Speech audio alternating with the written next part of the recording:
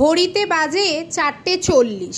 নমস্কার বন্ধুরা, দাস কিচেন ব্লগের পক্ষ থেকে সবাইকে স্বাগত। আমি চলে যাচ্ছি তারাপীঠ, তাও রাতে ঠিক হয়েছে সকালে যাচ্ছি। তো বেরিয়ে চলে এসেছি, এখন আছি প্ল্যাটফর্মে। আমার বাড়ির সামনে মৌরিগ্রাম। এখন মৌরি থেকে যাব আমি হাওড়া। হাওড়া থেকে 6:05 আমার ট্রেন ছেড়ে চলে যাবে হচ্ছে গণদেবতা এক্সপ্রেস। গণদেবতা এক্সপ্রেসে করে আমি চলে যাব তারাপীঠ।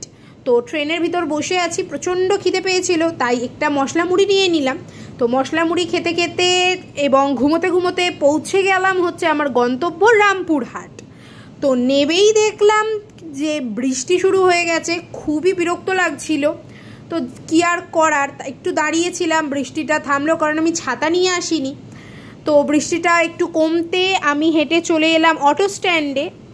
অটো স্ট্যান্ডে যাচ্ছি, এখান থেকে অটো করে আমি চলে যাব হচ্ছে আমার আজকের গন্তব্য তারাপীঠ। তো এখান থেকে টোটো ছিল, কিন্তু টোটোতে যাব না, যাব আমি অটোতে। অটোতে বসে চলে এসেছি মন্দিরে। তো আগে মন্দির দর্শন করলাম, এরপরই আমি লাইনে দাঁড়িয়ে পড়লাম ডালা কিনে, কারণ আমাকে পুজো দিতে হবে। ভিড়টা দেখতে পাচ্ছ, বৃষ্টি পড়ছে, তো বৃষ্টির জন্যই সমস্যা হচ্ছে, কারণ কত মানুষ ভিজে ভিজেও দাঁড়িয়ে আছে। আর আমার তো থাকার কোনো প্ল্যান নেই, কারণ আমাকে পুজো দিয়েই আবার চলে যেতে হবে, কারণ আমি তো রবিবারের ছুটিটাতেই এসছিলাম।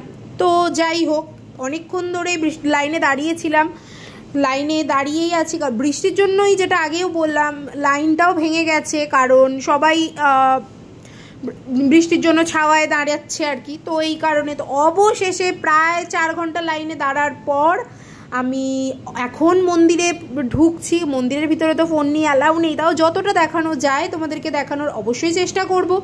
প্রথমেই দর্শন করলাম মায়ের পা দর্শন করার পরেই আমি চলে গেলাম মা তারার মন্দিরে।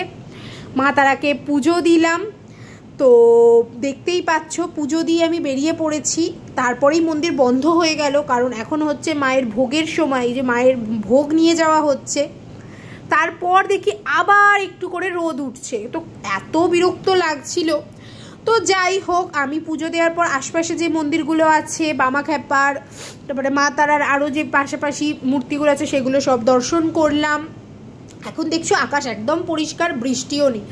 তো এরপর আমার পেয়ে গিয়েছিল প্রচণ্ড খিদে। তো তারাপীঠের মন্দির থেকে বেরিয়েই সামনে নিরামিষি হোটেলে ঢুকে আমি ভাত, মুগের ডাল, আলু পোস্ত, আর ছিল পটল আলুর তরকারি, আর ছিল ঝুড়ি ঝুড়ি আলু ভাজা, চাটনি, পাঁপড়, এই সব দিয়ে দুপুরের লাঞ্চ কমপ্লিট করে নিলাম।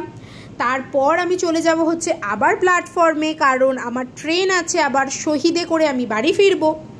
তো যাই হোক, ভিডিওটা আজকে এখানেই শেষ করছি। ভালো লাগলে অবশ্যই like, comment, share, please subscribe my channel. এইরকম ভিডিও আরও দেখতে আমার চ্যানেলের সাথেই থাকো। দেখা হচ্ছে নতুন কোনো ভিডিওতে, ততক্ষণ ভালো থাকবে।